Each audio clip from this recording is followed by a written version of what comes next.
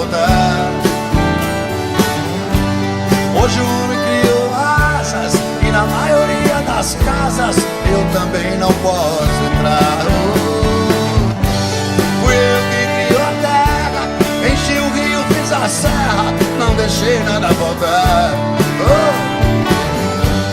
Hoje o homem criou asas e na maioria das casas eu também não posso entrar.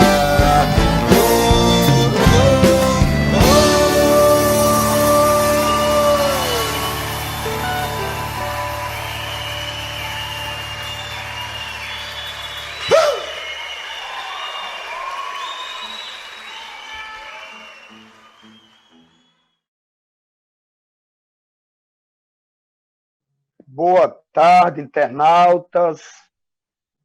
Mandato Democrático Popular do vereador Lemon Duarte, sempre trabalhando para uma Santo André melhor e continuar fazendo os trabalhos aqui na Câmara e trabalhando sempre com o olhar da informação de várias ações que a gente continua fazendo aqui na cidade. Você, internauta, pode entrar em contato aí também com o mandato desse momento pelo YouTube, vocês podem entrar pelo Facebook, nos acompanhar, mande suas perguntas.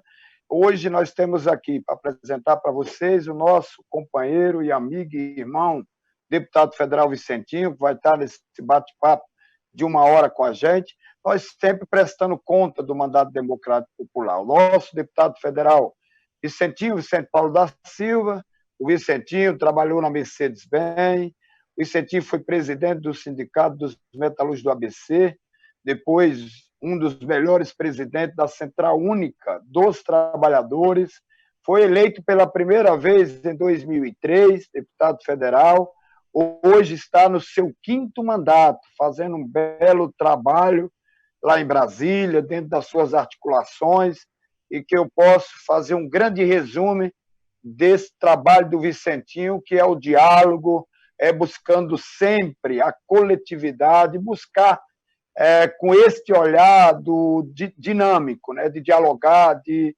discutir com os entes federais, mesmo estando em Brasília, está sempre em diálogo com o nosso mandato aqui na cidade de Santo André, e são pessoas assim, que nós temos que continuar acreditando e buscando para junto continuar administrando aqui a cidade. Eu, no caso, falo aqui da cidade de Santo André, o Vicentinho, enquanto deputado, tem um olhar para o estado de São Paulo, que é eleito por São Paulo, mas acaba tendo um trabalho, um diálogo com todo o Brasil. Então, nós temos aí o Vicentinho. Eu acho que a gente pode hoje dialogar referente ainda, fazer toda a referência à questão dos coronavírus, mas o que isso já tem afetado, e aí eu já passo para o Vicente, mas é importante os internautas que estão nesse momento nos acompanhando, é importante dizer que logo em fevereiro já tinha sido comunicado no Brasil essa pandemia, porque no final do ano 2019 tinha o problema na China, já indo para a Europa, e o presidente da República em nenhum momento se preocupou com isso. Mas dia 28 de fevereiro vem um comunicado da Organização Mundial da Saúde para o ministro da Saúde e também para o presidente, mas em nenhum momento se manifestou. Mesmo com a primeira morte, que foi 15 de março, que agora em maio faz 2 meses, até o momento, e aí eu quero iniciar esse debate com o Vicentinho já com esta lógica. Já vai para 2 meses da primeira morte no Brasil, o número só cresce a partir de hoje. Nós, algumas ações dos movimentos sociais, deputados, sindicatos, movimentos populares, até o momento vem dialogando para que em algum momento possa ter a curva, mas nós vamos para 2 meses e o presidente da República não fez em nenhum momento nenhum plano para dialogar com o Congresso, dialogar com o Senado, dialogar com os governadores e prefeitos e vereadores do Brasil. Então, não fez nenhum plano. Esse é um primeiro ponto que eu quero pegar para ver se o Vicente fala alguma coisa referente a isso. A outra questão é, com a globalização que aconteceu no Brasil, o tema não vou ficar discutindo globalização, reestruturação, mas é fato que o governo também nunca se preocupou em fortalecer as indústrias. Então, quando eu cito 2019, é que o governo poderia ter entrado em janeiro chamando as indústrias, inclusive de costureira, as indústrias para fazer os EPIs, e hoje as faltas da EPIs. Então, passo para o nosso deputado federal Vicentinho, que possa iniciar esse diálogo. Inclusive, Vicente, se você puder já fechar essa fala sua, citando essa irresponsabilidade que ele fez hoje em Brasília. E aí eu não vou aqui dizer qual foi essa irresponsabilidade, para você fechar essa discussão que ele faz em Brasília sem nenhuma responsabilidade. E a cada momento coloca, valorizando ainda a questão do fake no Brasil e criando cada vez problemas na questão do combate ao coronavírus. Então, nesse momento, passo a palavra ao nosso deputado federal, Vicente Paulo da Silva Vicentinho, eleito deputado federal pelo estado de São Paulo. Boa tarde, estimado companheiro Alemão Duarte, meu irmão de fábrica, de Volkswagen, meu irmão de luta no sindicato, chegou a ser vice-presidente, eleito um dos melhores vereadores de Santo André. Meu companheiro, eu quero falar da alegria de me comunicar contigo. Eu estou em Brasília, em quarentena, e também participando de todas. Aliás, nós estamos tendo mais atividades em casa do que se tivesse que fazer em uma cidade ou outra, porque a diferença entre uma cidade e outra é uma viagem de carro de 1 hora, 2 horas, até 5 horas, né? Então, eu estava ainda há pouco reunido com a minha equipe, com a minha assessoria. Depois me reuni com a nossa companheira Beth Tirac e o nosso companheiro Rafael Duarte, a nossa companheira Cida Trajano, para discutir a questão da reconversão nas fábricas. Mas eu só participei da abertura dessa reunião, porque eu tinha uma outra reunião de novo com a minha chefe de gabinete, a Luciana, para tratar de assuntos para amanhã, porque nós vamos ter sessão amanhã, e graças a Deus estou aqui falando com você também. Veja que a gente tem muita atividade, né? Quero dizer, Alemão, que eu sou o único deputado do nosso Partido dos Trabalhadores da região do ABC. Então, eu quero que você sinta, como você sabe, que eu sou deputado também da cidade de Santo André. Aliás, Santo André é uma coisa que eu tenho muito carinho pela cidade, pelo fato de que eu nasci no dia de Santo André, exatamente no dia 8 de abril. Então, quando eu aniversario, Santo André para. Isso mesmo. Essa situação do coronavírus, ela é realmente uma situação extremamente grave. Quando foi decretada a pandemia, já antes disso, os governos se anteciparam, governos mesmo de direita, em várias partes do mundo, como o governo alemão, governo japonês, governo coreano, aos governos progressistas, como o argentino, o governo de Portugal e vários países da Europa, eles tomaram os devidos cuidados para proteger a vida, porque eles interpretaram que não existe bem maior do que a própria vida. E, nesse sentido, nós tivemos alguém com uma postura realmente contrária, que foi e que está sendo o Jair Bolsonaro, que diz, e daí, quando se fala das mortes, de maneira que desdém, que não tem nenhuma sensibilidade humana. Para mim, ele é o mensageiro da morte, que descumpre todas as orientações da Organização Mundial da Saúde, todas as orientações do próprio Ministério da Saúde, das secretarias municipais e estaduais da saúde. Isso é uma coisa inaceitável, motivo, inclusive, de críticas pelo mundo inteiro. A própria ONU já tem denúncias contra ele. Aqui no Parlamento Brasileiro tem, salvo engano, 37 pedidos de impeachment para ele. Lembrando que, antes disso, ele já vinha numa numa linha de retirada de direitos dos trabalhadores, numa linha de sufocamento ao direito à aposentadoria para o nosso povo jovem, na entrega do pré-sal a partir do golpe contra Dilma, com o Michel Temer, né? E puxando o saco dos Estados Unidos, a coisa mais feia do mundo, mais vexatória, mais vergonhosa.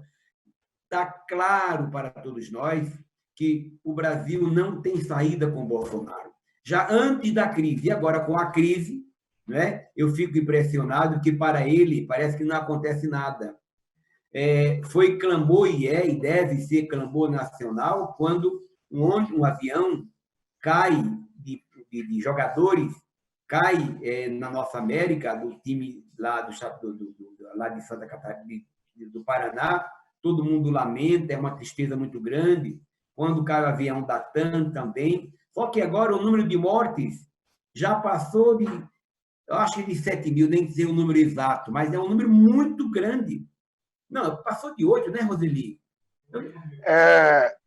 O número, Vicentinho, passou de 8.500 pessoas já no Brasil. Exatamente, eu estou com a cabeça meio... Só sei que ontem foi 615, anteontem mais de 600, isto é, a cada 2 dias, mais de 1.000 pessoas morrem. E para o presidente, para esse segmento empresarial insensível, que só quer saber do lucro, parece que não aconteceu nada. E hoje aconteceu algo muito grave aqui, viu, Alemão? Porque 8.600 mortos. Porque aqui no Distrito Federal, o Bolsonaro marca uma reunião com os empresários, com os representantes empresariais.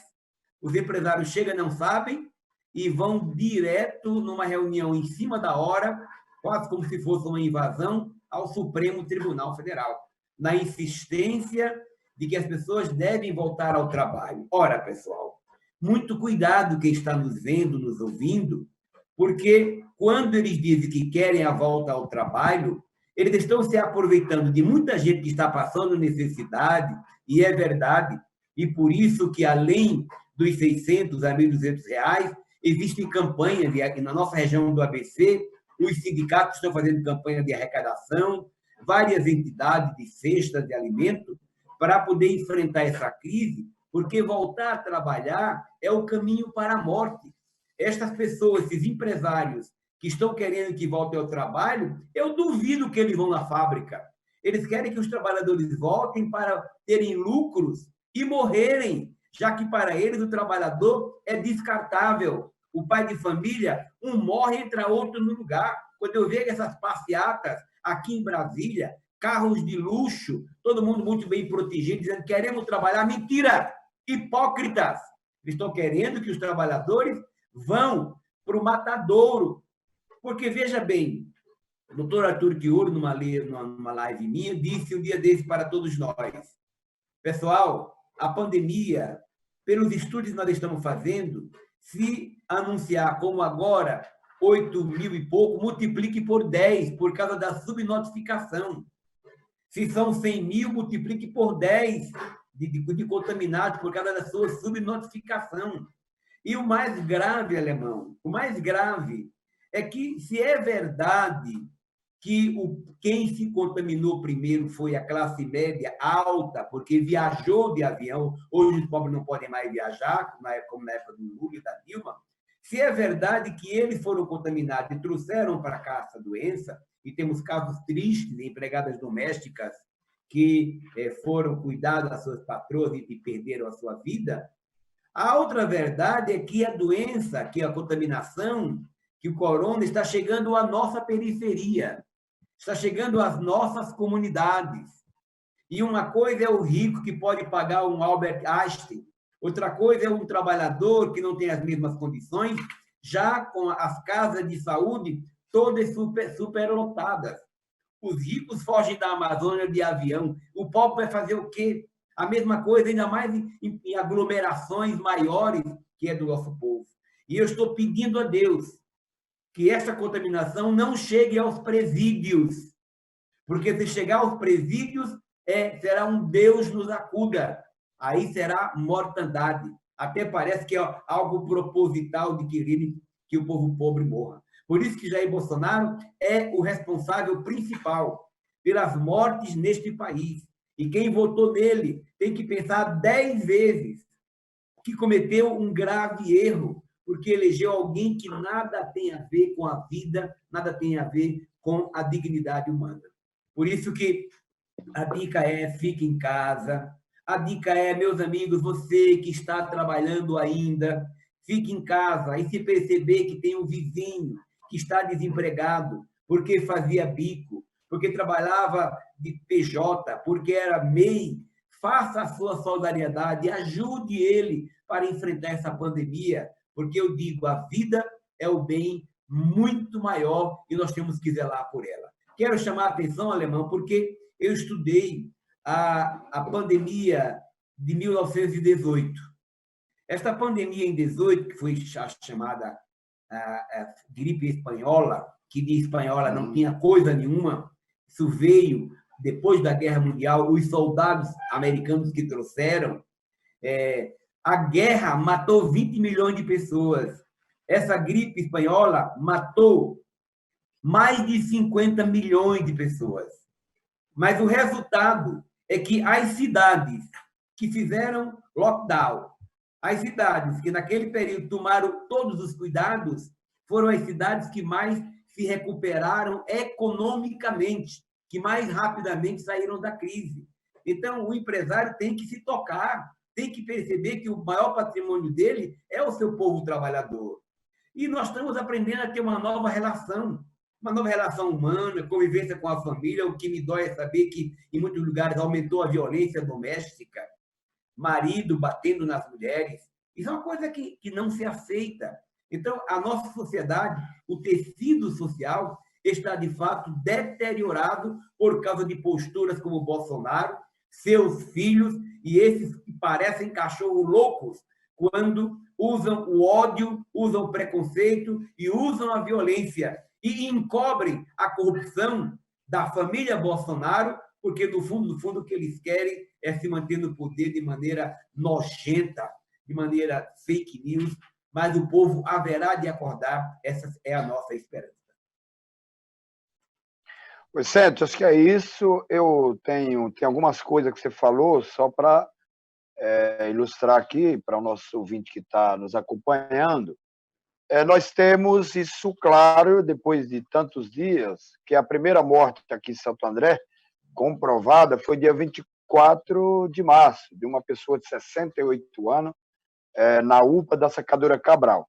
Só que quando agora começa a trabalhar e tem um mapa, está comprovado, Vicentinho, que as primeiras pessoas que confirmou a doença do coronavírus foi no centro, depois os bairros que compõem os centros. E aqui tem um mapa da cidade, esse mapa, e a partir do final da semana passada para agora, começa a ir para as periferias, com 10, 8, 11 casos. Agora, tem uma outra questão, só para... Não vamos falando de número, mas de vez em quando é bom colocar para quem está nos assistindo.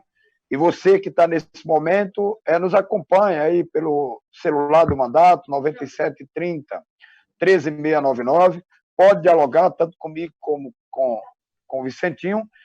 Compartilhe, acompanhe pelo Facebook, e não saia da telinha, porque muitas informações nós vamos continuar aqui nesse bate-papo gostoso de 1 hora. Mas, Vicentinho, em acompanhamento médico no Brasil, passa de 653 mil pessoas. Esse dado de ontem à noite. Então, você vê que nós não temos previsão de nenhuma, eu não me atrevo a fazer aqui um pequeno estudo de dizer quando é que a gente pensa essa curva.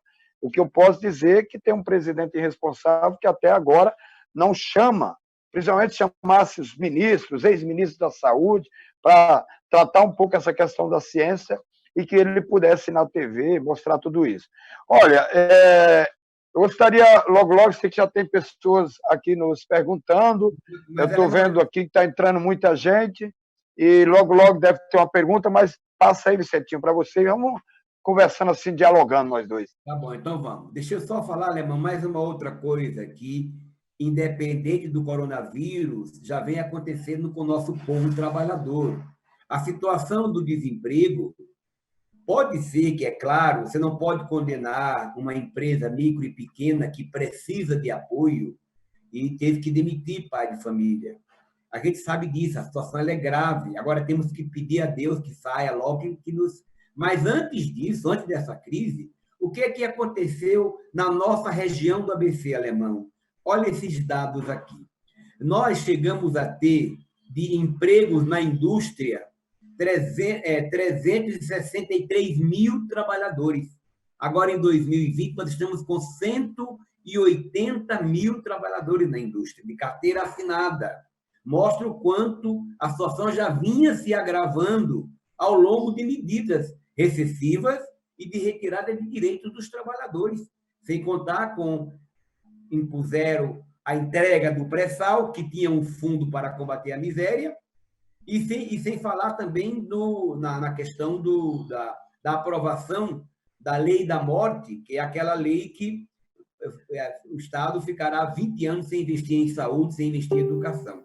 De qualquer maneira, o doutor Jefferson José da Conceição, que eu aconselho que você um dia leve ele para dialogar com você sobre economia, você conhece muito bem ele, do Diese, um doutor, mestre, ele disse que na nossa região, mais de 50% do povo, antes do coronavírus, mais de 50% do povo já é MEI, já é pessoa jurídica, já é do comércio ambulante, já é da economia informal. Então, a situação vinha se agravando e agora piorou. Então, por esse motivo é que nós temos que discutir uma solução econômica, mas o mais urgente é discutir a vida, porque sem vida não tem economia. Ok. Logo, já tem pessoas aqui para dialogar com a gente. Carlos Roberto, eu não sei se você conhece, Vicente, mas Carlos Roberto, famoso sorvetão aqui da Vila João Ramalho, em Santo André, foi cipeiro, muita influência no sindicato dos rodoviários. Então, muito tempo aí, militou, tudo, companheiro sorvetão. Conheço o companheiro, sorvetão está aqui. Então, ele está perguntando, eu rapidamente vou ler a pergunta e logo em seguida passo para você rapidinho, porque tem mais pessoas aqui nos perguntando. Com toda essa situação de pandemia, sabemos que a economia não está muito boa e que o Congresso quem está tomando a frente das discussões para amparar a população. Há em discussão entre os deputados alguns projetos para ajudar os trabalhadores e trabalhadoras depois que acabar as parcelas do auxílio emergencial. Bom, Vicente, eu queria até rapidamente dizer que a gente já está com o Sorvetão dialogando sobre isso, mas se você puder também, está entrando aqui, claro que não vai dar tempo aí colocar na tela, mas aí você já emenda, Nelson Banhara, que você conhece muito bem, inclusive companheiro aqui do mandato, eu considero o Banhara, tem hora que eu acho que ele é meu assessor também, né? Porque tem hora que eu fico pedindo as coisas para ele, orientação, mas ele aproveita para dizer assim, o que a Câmara dos Deputados pode fazer para ajudar as pessoas que estão tendo o auxílio emergencial negado, mesmo atendendo os requisitos. Então, como está, o Sorvetão faz a pergunta em cima do auxílio, aproveito para dizer que tem um assessor também, que é um amigo e companheiro aqui do mandato, morador aqui do Almeirotó, da Vila Humaitá, aqui da cidade de Santo André, que está nos acompanhando nesse momento. E vamos, você, internauta, vai mandando sua pergunta, vai ter momento que a gente consegue colocar na tela, outras não, mas nós vamos aqui dialogando com você também, internauta. Estou com você, Vicentinho. Olha, a primeira coisa que eu quero é saudar os dois companheiros.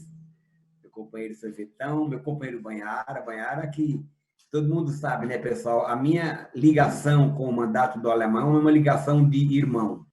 O Alemão grita de Santo André, eu digo sempre que o Alemão é uma espécie de embaixador de Santo André. Toda vez que nós conversamos, o Alemão vem falar comigo preocupado com o povo de Santo André, com a realidade dos bairros. É o alemão que pede emendas, eu tenho aqui no final, vou anunciar que emendas o alemão já conseguiu para a cidade.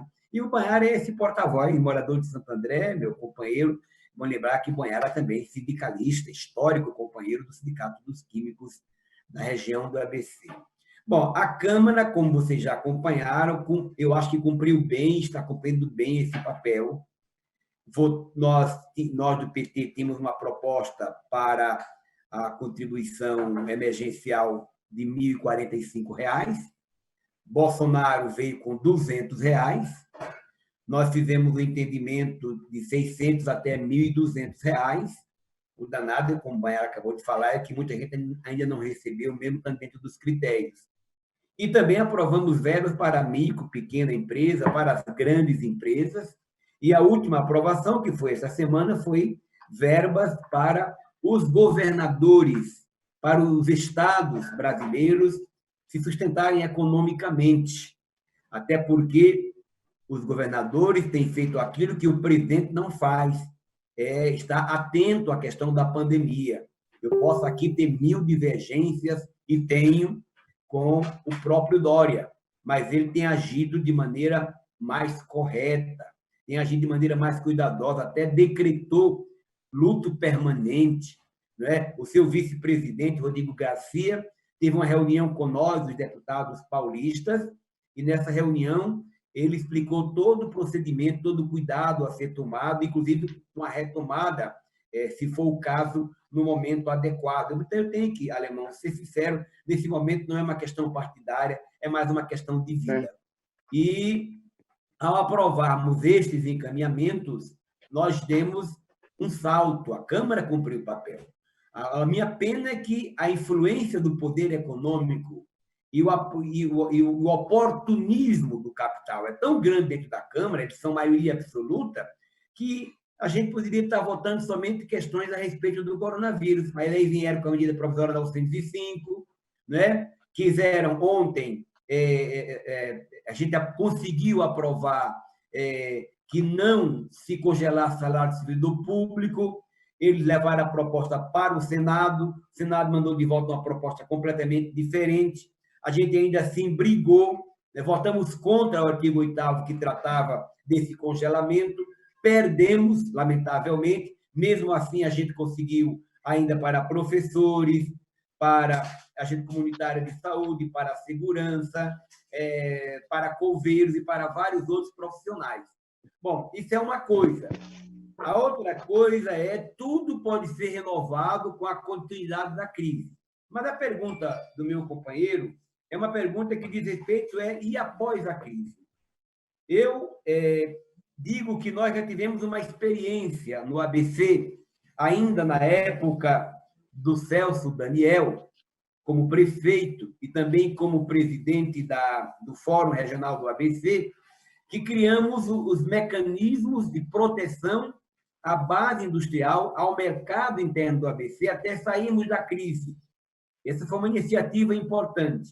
Eu estou construindo, juntamente com o doutor Jefferson, um projeto de lei para garantir a manutenção dessa base de sustentação do valor básico de emergência, a quem eu rendo uma homenagem ao nosso grande companheiro Eduardo Suplicy. Ele estava certíssimo quando previu isso, quando discutia, e o nosso projeto, que nós vamos apresentar logo, logo, entre os meus mais de 136, é para a manutenção, até porque significa muito pouco para o PIB brasileiro. Não chega a 10% do PIB brasileiro uma renda mínima. E se a gente discute que os ricos e quem ganha determinado valor não tem mais direito, esse valor diminui mais ainda. Este é um caminho. Está claro para todo mundo que havia uma queda do emprego no Brasil. Essa queda se vinha numa linha, ela se aprofunda com a crise. Por quê? Porque depois que se volta, vocês sabem que a cada crise, mesmo crise econômica, as empresas se aproveitam e remodelam e nunca recontratam mais. Você trabalhou numa empresa que teve 40 mil trabalhadores, alemão. Você sabe disso. E produzia 3 vezes menos do que produz hoje, com 3 vezes menos da quantidade de gente. Eu fui da Mercedes, lá éramos 22 mil trabalhadores para produzir 97 carros, hoje produz 300, 350 com muito menos gente. Numa crise dessa, eles vão se aproveitar. Eu estou aqui do meu lado com um companheiro da Volks, que você falou com ele ainda há pouco, que é o meu cunhado, Joaquim, e ele estava me relatando a conversa da Mariana, que é filha dele, que trabalha na área de logística. Ela está dizendo, olha, não vão mais alugar aqueles escritórios, porque estamos trabalhando agora e dá para trabalhar de casa, não é? Então, a tendência é diminuir mais gente ainda e aumentar mais a economia informal. Não é à toa que eu estou criando aqui na Câmara e já consegui com minha assessoria, mais de 200 assinaturas para a criação da Frente Parlamentar em defesa da economia informal. É preciso que nós cuidemos do nosso povo. E aquele vendedor ambulante, aquele companheiro que está na economia informal, precisa também da proteção do Estado. Então, é nesse sentido que nós apresentaremos este projeto. Mas a pergunta é interessante e serve para que nós possamos fazer um maior caminho.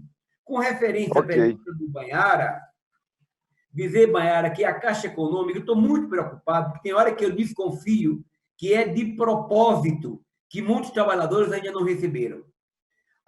Mas existe uma ouvidoria, e a gente tem pedido às entidades, Sociedade Amigo de Bairro, sindicatos, que ajudem as pessoas que não sabem ler, que por isso estão desempregados, na organização do seu aplicativo para criar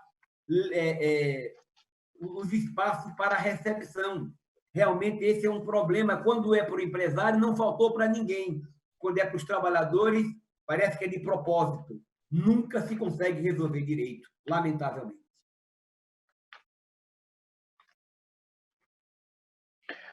Ok, Vicente. Vicente, vou dialogando com você, mas a gente vai interagindo o tempo inteiro com as pessoas. Eu aproveito para dizer que na região do ABC, dados de ontem, nós tivemos um total de 231 óbitos confirmados na região do ABC, e eu recebo, nesse momento, uma notificação que está nos assistindo, é uma pessoa que você conhece muito, que veio perder a sua esposa. Eu estou falando do senhor Manuel Inácio, está nos assistindo neste momento, e ele manda aqui: sou militante do PT de São Bernardo, que perdeu sua companheira, que é a Cleonice, que você, como eu, você também Manuel conheceu Piauí. muito. Sim. E aí o Manuel Inácio está nos acompanhando. Então, nosso agradecimento por nos acompanhar, o nosso reconhecimento pela sua importante luta, e a dona Cleonice, que agora se torna mais uma estrela iluminando o céu, junto com todas essas outras que eu falei da região do ABC, com todas as outras do Brasil e do mundo, e que Deus conforte ao coração de todo mundo. Centinho, tem uma aqui, O Alemão, antes de entrar, Oi. Eu só queria aproveitar para mandar um abraço para o Manuel Inácio. Eu juro que eu não sabia que o meu companheiro Manuel Piauí se chamava Manuel Inácio. O Manuel Piauí é, portanto, um irmão querido. Eu conversei com ele quando a Cleonice foi para o hospital. Aí, não só a Cleonice, mas o próprio Manuel Piauí e sua família, todos foram contaminados pelo coronavírus. Ele dizia: Vicentinho, eu não sinto cheiro, eu não sinto gosto de nada, não sinto cheiro de nada. A gente aqui rezou. E como ela ficou muito tempo no hospital, a gente imaginou que ela sairia para o retorno e para o abraço.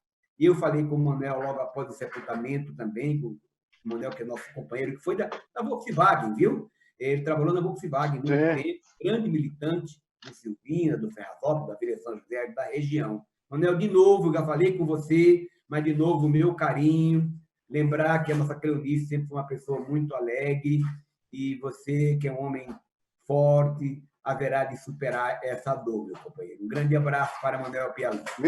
Vicentinho, está nos acompanhando nesse momento nossa live, Zé Helder, o prefeito de Vaze Alegre, lá no Ceará, está nos acompanhando. Eu aproveito para mandar um abraço também ao Zé Helder. Não sei se você a conhece, ele sempre vem em São Bernardo do Campo nas festas do Porto Alegrense. Mas eu aproveito para te convidar, quem sabe o próximo ano a gente possa ir na cidade de Vaza Alegre. Eu não sei se você já conhece, mas é minha cidade, né? Onde eu nasci, minha família mora lá. E o Zé Helder está nos assistindo, mandando um abraço para nós. E o Zé Helder é meu primo na nossa cidade de Vaza Alegre, prefeito, fazendo um bom trabalho. Estou acompanhando muito de perto os trabalhos deles sobre o combate aí do coronavírus. Um abraço para o prefeito Zé Helder. Sim, conheço. Já participei, inclusive, de eventos aqui dos filhos ausentes. Tem muita gente, inclusive, no Ferrazópolis. Participei bastante. Como eu também participo do encontro dos jardinenses, que também são do Ceará também. Eu tinha programado uma viagem para Jardim, porque a cidade lá aprovou um título de cidadão jardinense, e quem sabe eu pudesse dar uma passada lá também em Vaza Alegre. Eu passei por Vaza Alegre alguns anos atrás, quando fui a Juazeiro. E fui a Juazeiro e fui a Canindé e passei em Vaza Alegre, cumprimentando alguns amigos lá. Um abraço. Legal. Tem uma aqui que é... Vicentinho, por favor, explique para a gente sobre o PLP 39. Tem muitos companheiros com dúvidas sobre essa votação. Se você puder falar rapidamente, quem está mandando aqui para nós é nosso amigo, companheiro Alencar Marcon, daqui do Jardim Estela, divisa com São Bernardo do Campo. Se você puder falar sobre o PLP 39, poucos minutos, que tem mais perguntas, eu quero ver se eu dou de conta até o final de dialogar aqui com todo mundo.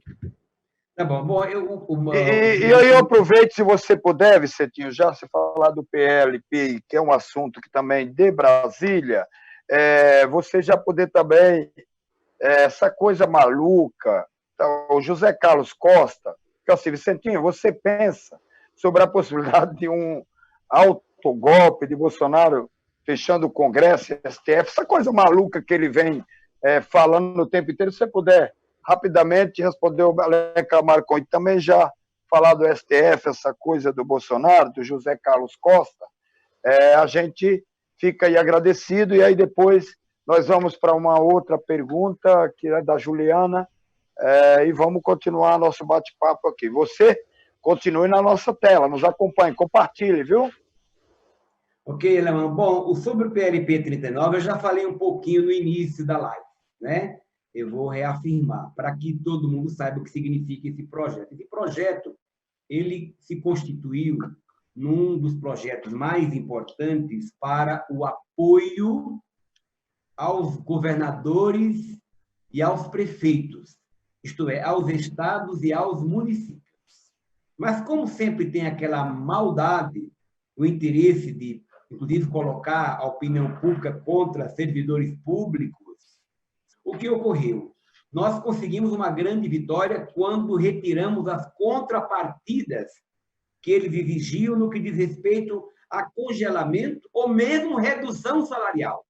O objetivo inicial deles era reduzir o salário dos servidores públicos, depois congelamento por 18 meses. Na Câmara, quando a gente votou o projeto, nós derrubamos tudo isso e o projeto foi para o Senado. Chegando no Senado, Davi Alcolumbre apresentou, ele foi inclusive o relator, de um outro projeto que também traria o apoio para os governos, mudou valores, mudou tabela, mas seria o apoio para os governos dos estados, dos governadores, e veio com o congelamento para os servidores públicos, com exceção de uma ou outra categoria. Quando ele veio, esse projeto, o artigo 8º, era o artigo que dizia dessas pré-condições, dessas condições que significavam o congelamento e outras dificuldades mais para os servidores. Bom, o nosso povo ficou com muita raiva, todos nós ficamos muito bravos, porque foi uma indignidade o que fizeram. Tanto é que a gente ficamos até com vontade de nem votar no projeto. E alguns companheiros nossos nem votaram no projeto, votaram contra a totalidade do projeto. Só que, primeiro, a nossa bancada decidiu, enquanto bancada, votar pelo projeto e vetar, e votar contra o artigo do congelamento. E assim eu segui, como a maioria absoluta dos companheiros, dessa forma. Por quê? Porque se nós não mandássemos, não aprovássemos esse projeto para enviar verba para os governadores, por exemplo, o Piauí já não teria folha de pagamento agora.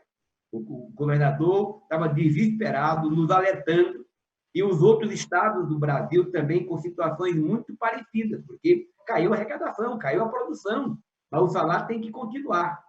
Então, o que nós decidimos foi, a gente vota o projeto, mas vamos destacar o artigo 8º, que é esse, o artigo maldoso. Claro, se a gente tivesse votado contra o projeto como um todo, a gente tinha perdido do mesmo jeito. Mas a gente demonstrou que, apesar de tudo, o nosso partido, ouvindo o clamor dos governadores, e em especial dos governadores do Nordeste, que é do nosso partido, o próprio Lula conversou comigo, inclusive preocupado, nós decidimos votar no projeto, retirando. Mas, lamentavelmente, assim mesmo, a gente perdeu. Mesmo que a gente tenha perdido, pessoal, a gente conseguiu introduzir outras categorias, como dos professores, dos coveiros, né? Agentes comunitários de saúde e várias outras categorias. Só que o Bolsonaro hoje já disse que vai vetar tudo isso que a gente conquistou. Olha só a maldade. Então, nós temos duas pragas no Brasil, né, rapaz? É o coronavírus e o Bolsonaro. A gente decidiu pelo fora Bolsonaro. E estamos avaliando qual é o melhor momento para o impeachment. Hoje, a gente não consegue impeachment, porque eles têm número suficiente. Oi. Então, só para não perder, eu estou fora o dia inteiro, porque hoje é terça e quinta, são dia de sessão, e eu continuo aqui no gabinete ainda. Mas já me informaram que ele já, claro, sem máscara, com um monte de pessoas do entorno, e já falou disso. Acabou dizendo que esse assunto, e já falou que também não está com ele, viu? Que esse assunto é Paulo Guedes, e o que o Paulo Guedes dizer que tem que vetar, viu?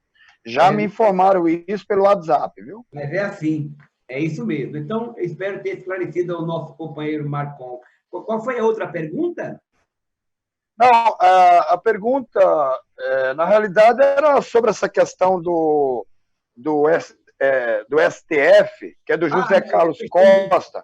Essa loucura que ele vem fazendo, que você já comentou também aqui, mas acho que, de repente, ele não estava no ar, mas é o José Carlos Costa, que pergunta sobre essa questão que ele comenta, esse autogolpe, que fala do Bolsonaro, fechamento do Congresso, essa coisa maluca desse irresponsável que está lá em Brasília. Tá, então nós já falamos sobre isso no início, né? A gente já comentou que, referente à questão do STF... Eu tenho a oportunidade, meu companheiro, para dizer uma coisa que o povo de Santo André precisa saber. Eu estou aqui falando com o vereador, com o qual eu tenho profundas relações. Ele é conselheiro do meu mandato, o Alemão, e tem sido através do Alemão que eu tenho enviado verbas para a cidade de Santo André. Já está, Alemão, cadastrado os 350 mil reais que você pediu para a saúde de Santo André, meu povo. Já está cadastrado. O ano passado você conseguiu 200 mil, que eu também enviei para a questão da saúde, já foi pago esse dinheiro. No outro ano você também pediu 200 mil. No outro ano, mais 210 mil, isso em 2017. Eu sei que eu envio verba para Santo André desde os meus primeiros dias de mandato. E somando... Oi? Ô, Vicentinho, e somando tudo isso, e mais esses 350 que está para vir, só para aí dar todos os informes, também para você e para os internautas que estão nos acompanhando, como você mandou verba de custeio, eu articulei aí com a Secretaria de Saúde e o prefeito para fazer esse investimento na Vila Luzita, e eles estão fazendo a reforma do PA, numa transformação de uma unidade de pronto atendimento. Provavelmente esses outros 350 mil, que somando com esses 350 mil vai para próximo a 1 milhão, a gente determina onde vai colocar, e quem sabe futuramente, que eu continuo cobrando o Hospital da Vila Luzita, que possa estar vindo cada vez mais verba. Você vai fechando esse assunto, porque nós temos aí a Juliana na telinha daqui a pouco, ok? Tá bom, então só para dizer que em 2015 eu enviei R$ 1 milhão para a área social. Bom, então tem vários valores, aí tem que fazer uma lista, depois a gente pode mandar, sobretudo na época do nosso prefeito Grana, a gente enviou verba com valores também, e dizer, meu povo, que o alemão é esse porta-voz. Alemão, você não falou, não vai falar, mas eu faço questão de falar. Como já é sabido por todos, você está pré-candidato a vereador por esta cidade, você merece ganhar de primeira, você conte com o meu apoio, conte com o apoio da nossa equipe, nós temos a Soninha, né? Nós temos o Banhara, nós temos vários conselheiros, porque você foi um companheiro que também, com muita dignidade, falou, eu vou apoiar, sempre apoiarei, sempre apoiei o Vicentinho para deputado federal. Eu sou muito agradecido e a união de forças faz com que você seja este porta-voz tão digno de apoio à comunidade andréense. Ô, Vicentinho, tem uma coisa. Vou ver se é bom de memória, hein? Em 2001, eu não vou lembrar o mês, eu cheguei no subsolo do sindicato para uma reunião e você falou assim, companheiro alemão, sei lá da Volkswagen, você lembra que você falou para mim, quando eu for candidato, você vai votar em mim?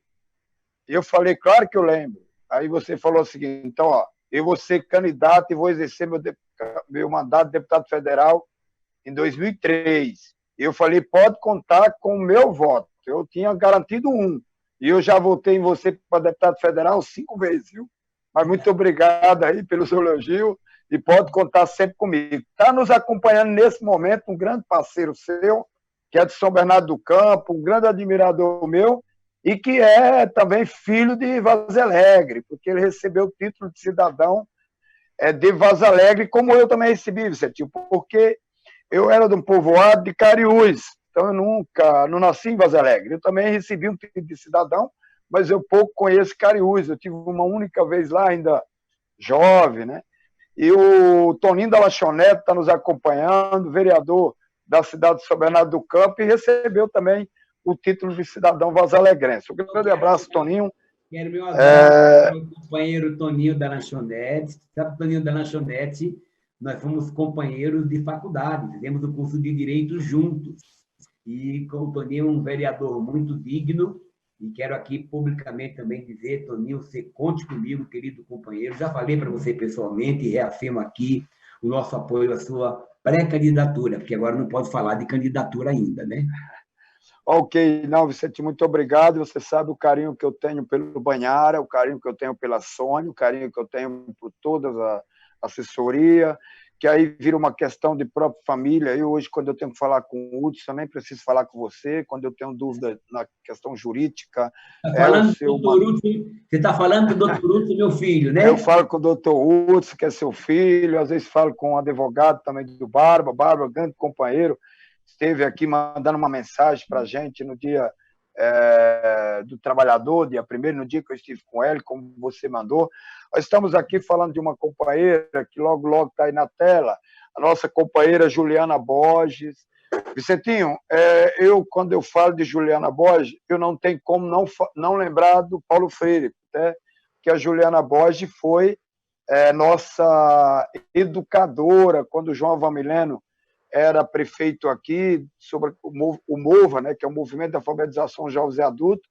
Depois, quando o Marinho deixa de ser presidente, ou melhor, deixa de ser presidente do MOVA, né, coordenador do MOVA, depois vai para o Tarcísio, e eu ainda na executiva do sindicato acabei assumindo a coordenação do MOVA, então tem toda uma lógica, quando o Paulo Freire foi secretário de Educação em São Paulo, em 89.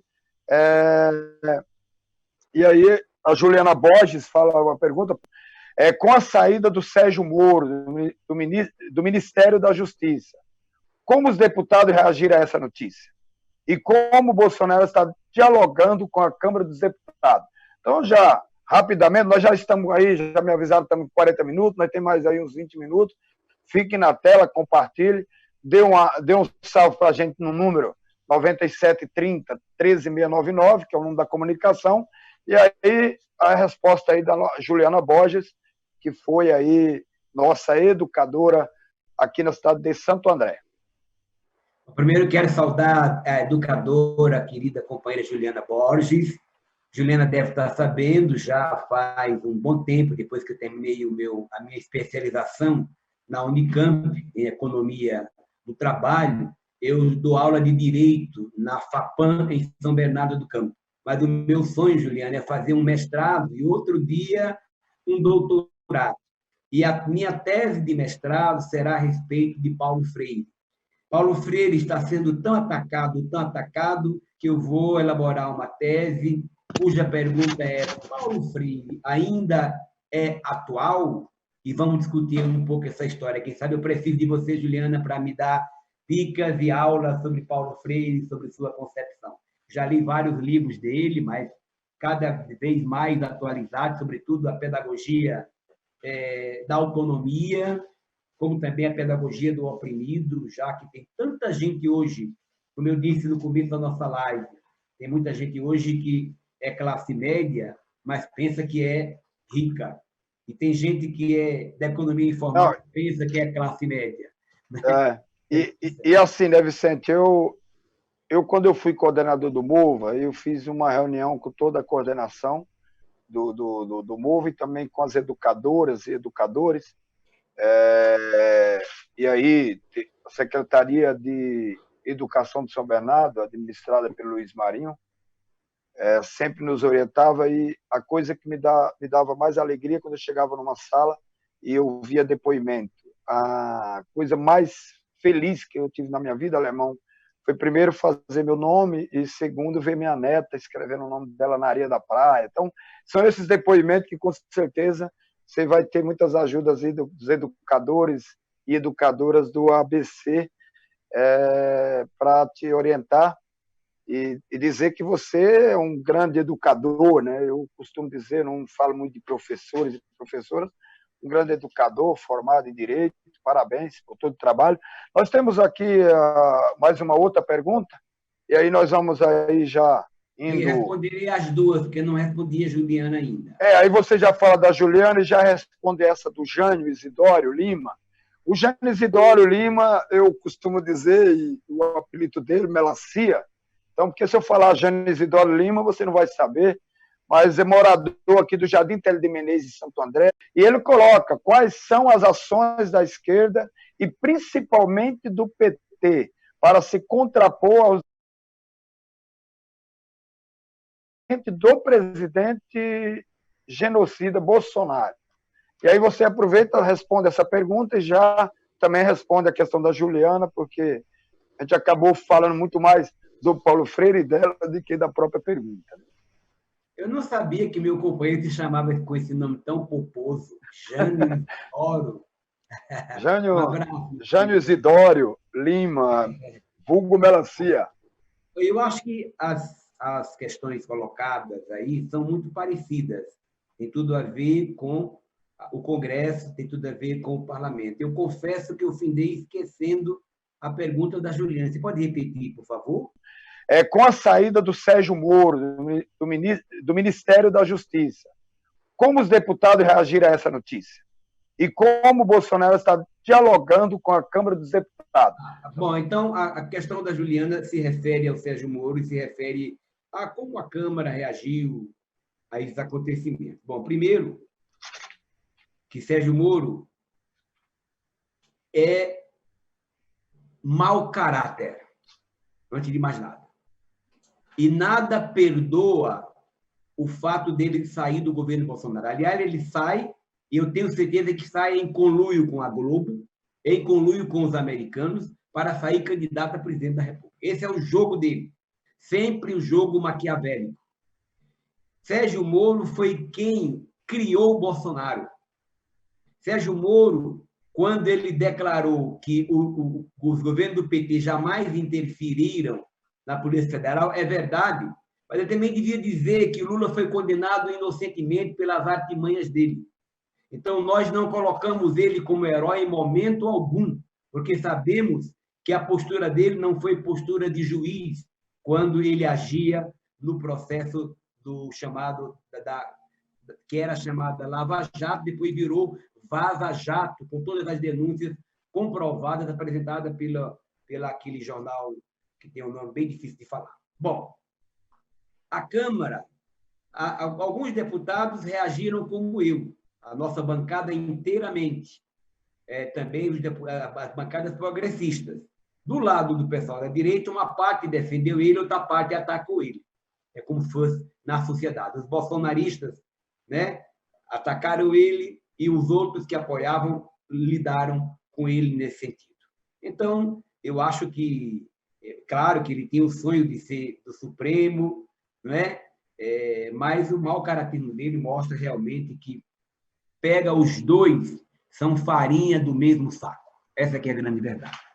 Bom, no que diz respeito a como é que está a situação do Bolsonaro na Câmara, a articulação dele com a própria Câmara, bom, o Bolsonaro, pessoal, não tinha relação nem com os deputados quando ele era deputado. Para vocês terem uma ideia, ele foi candidato a presidente da Câmara uma vez, só teve 4 votos dos 513. Uma pessoa que não tinha amizade, destilava ódio permanentemente. Eu tive 2 problemas diretos com ele, quando, uma vez, na minha inocência, deputado novo, eu fui construir a frente parlamentar em defesa da comunidade quilombola, e ele se negou a assinar, né? Já naquele tempo. Depois, foi chamar os quilombolas de animais, dizendo que eles pesavam arroba e que não servia nem para procriar. E depois teve um atrito com ele, onde eu o chamei de moleque da tribuna da Câmara, na cara dele, porque eu era líder da bancada, e ele foi interromper a minha fala por 2 ou 3 vezes. E o presidente da Câmara não interrompia ele. Aí eu fiquei muito indignado. Então, são tudo muito parecidos. Hoje, ele sabe que tem muita gente no encalço dele, no plenário da Câmara. Razões técnico-jurídicas tem demais, tem de sobra para a promoção do impeachment dele. Entretanto, como o impeachment, a partir da decisão do presidente da Câmara para startar o processo, se eu não me engano, já tem 37 pedidos de impeachment, falta chegar um pesado, que é o da OAB, que a gente espera que chegue a qualquer momento. Mesmo assim, ele ainda tem votos suficientes para impedir a autorização do julgamento no Senado. Ele precisa, se ele tiver mais de 171 votos, não conseguiremos, portanto, aprovar o processo do impeachment para ele. Ele hoje tem 190 votos. Qual é o perigo hoje? É que ele está tentando fazer acordo com quem? Com o Centrão, e esse povo não tem escrúpulo, como também com o PMDB, que nunca ganharam uma eleição, mas sempre tiveram no poder.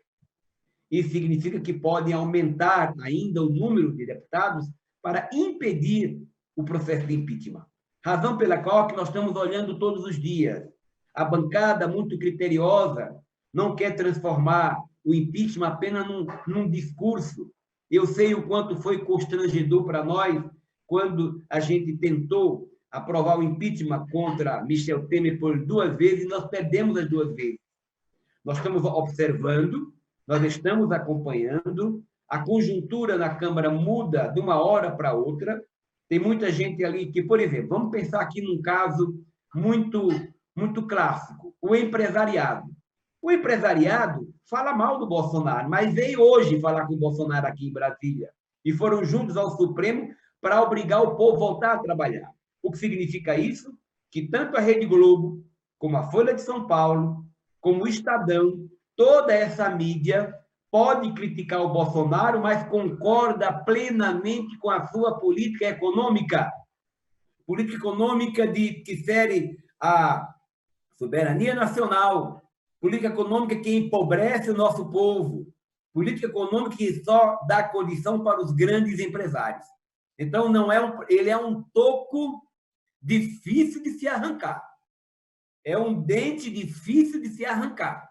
Dói, dói, dói. Uma hora o povo vai acordar. Uma hora o próprio parlamento vai perceber que nós estamos lidando não com o louco, porque o louco tem que ser amado, respeitado e cuidado.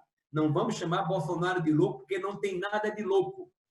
Ele faz toda essa malandragem toda, cria toda essa poeira, quando a justiça está no encalço dele por causa de corrupção dos filhos, por causa da ligação com as milícias, depois ele volta, mas pode ver que toda decisão que ele toma é decisão de acordo com os interesses dos americanos e do grande capital, dos banqueiros no nosso Brasil. Então, é uma luta que tem que ser cotidiana, a cada dia, a cada momento. É isso aí, Vicentinho. Brão, primeiro que eu e eu até agradeço por isso, nós estamos chegando ao nosso final, agradeço porque eu ia fazer uma fala nessa tua linha e acho que você falou aquilo que eu estava até imaginando de dialogar um pouco com você sobre isso. Quero mandar aqui um abraço ao Cláudio Cacetari, que foi da Comissão de Fábrica da Volkswagen, em nome do Cláudio, todos os internautas, e eu quero ir finalmente aqui dizer os números de data de ontem à noite, até porque muitos estão nos acompanhando e está também acompanhando diariamente, infelizmente, essa subida dos números. Já passou de 3.700.000 pessoas de casos confirmados no mundo e também passou de 263 mil óbitos.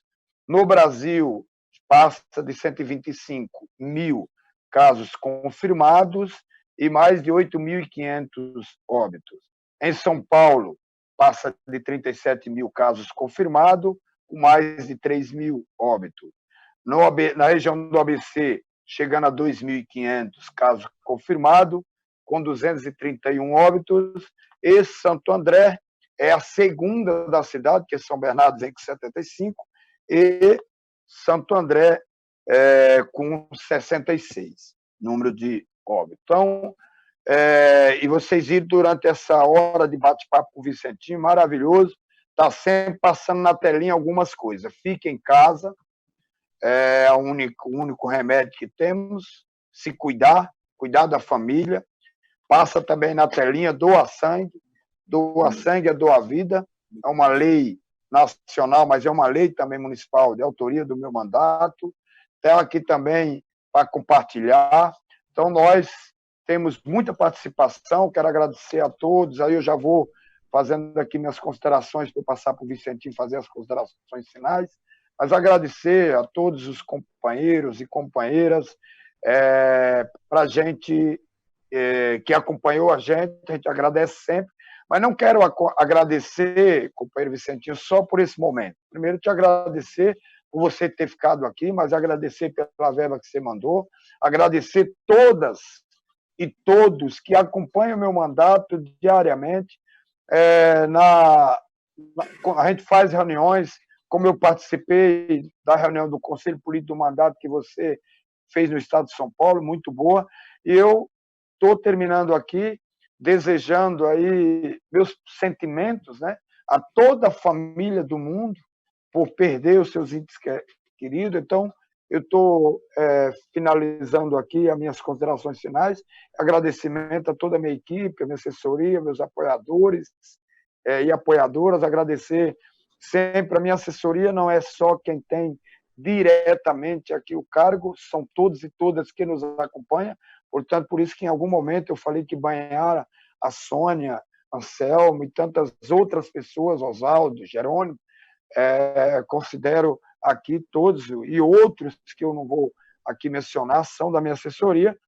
Passo para o Vicentinho fazer as considerações finais e continuamos porque no finalmente aí você que está nos assistindo não saia, porque nós termina sempre o nosso live com um vídeo. Então, tem um pequeno vídeo para a gente assistir. Então, passo nesse momento, agradecendo mais uma vez o deputado federal Vicentinho, para ele fazer as suas considerações finais. Bom, pessoal, primeiro quero dar uma mensagem que o meu querido Zerbinato está mandando para mim, dizendo o seguinte: nesse momento temos que conjugar o verbo ajudar. Então, é hora da solidariedade. Pessoal, como essa pandemia está chegando na nossa periferia, é hora da solidariedade. Se um companheiro que está na nossa comunidade tem o seu emprego, tem mantido o seu salário, ajude aquele que já ganhava pouco e reduziu o salário ou perdeu o seu emprego. A solidariedade existe entre o nosso povo pobre, pessoal. Não tem jeito. A preocupação de quem está na periferia, nas comunidades, é não ser contaminado, mas também não morrer de fome. Então, eu acho que esse gesto adotado pelos nossos sindicatos é um gesto muito valoroso e tem que ser apoiado, enaltecido. Nesse sentido, eu quero dar parabéns à nossa Central Única dos Trabalhadores, a CUT, quero dar parabéns ao nosso Partido dos Trabalhadores, a Macro, presidida pelo nosso companheiro Braz Marinho, a todos os nossos dirigentes da região, no sentido da gente dar um salto de qualidade. Quero, Alemão, agradecer pela oportunidade que você me dá de conversar com o nosso povo, com a sua comunidade, com o meu povo, agradecer por esta oportunidade de dizer, meu companheiro, que eu sou seu deputado, viu? Sou deputado da sua comunidade e quero dizer às pessoas que estão aqui nos ouvindo que vocês tenham certeza que eu sempre serei digno da confiança de vocês. Um abraço. Obrigado, Vicente, mais uma vez agradecendo aos internautas. Mas eu queria, neste momento, antes do filme, dizer que nós, Partido dos Trabalhadores, sindicatos, centrais, esse é o terceiro live. Primeiro eu fiz com o Suplicy, segundo com Hélio Rodrigues, presidente dos Químicos, hoje com o deputado federal Vicentinho, e dizer que eu tenho a cada dia aprendido mais com todos vocês, e dizer que salvar a economia é algo que nós também queremos, salvar o emprego também, mas salvar a vida em primeiro lugar. Então, nós vamos continuar e não vamos desistir, vamos lutar sempre. Então, nesse momento, você, internauta, agradecimento. Nós queremos aqui terminar dizendo que nós estamos desejando um feliz Dia das Mães. Eu considero que todos nós somos mães, porque a gente que não é, somos filho de mãe. E ter mãe é uma coisa maravilhosa. Eu não tenho mais, mas quero desejar um feliz Dia das Mães. E eu tenho certeza, rapidinho, Vicente, só para você dizer feliz Dia das Mães, eu estou dizendo daqui, feliz Dia das Mães, passo para você para dizer feliz Dia das Mães, para em seguida nós já ir assistir o nosso vídeo. Então, meu companheiro, obrigado por essa lembrança maravilhosa. As mães solteiras, as vovós, as mães que, inclusive, apanham em casa, as mães que estão nos asilos, a Nossa Senhora, enfim, feliz Dia das Mães. Viva a mãe, as crianças, e vamos assistir o vídeo. Vamos ficar na telinha, hein? Eu ainda quase nem existia, mas já sabia o que era ser amado. Me sentia protegido, tocado, abraçado. E a cada dia, todos esses sentimentos pareciam aumentar ainda mais. Com o tempo eu fui crescendo, até chegar o dia de conhecer quem cuidava de mim com tanto carinho. Mamãe, a primeira palavra que eu aprendi a falar. E sem dúvida, a mais bonita de todas.